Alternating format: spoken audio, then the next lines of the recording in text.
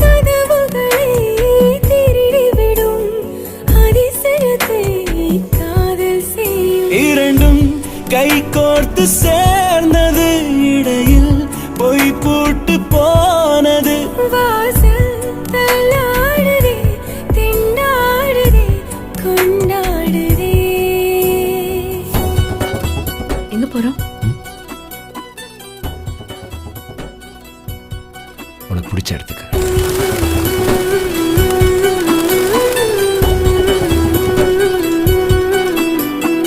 ஒரு பாதி கதவு நீயடி, மறு பாதி கதவு நானடி.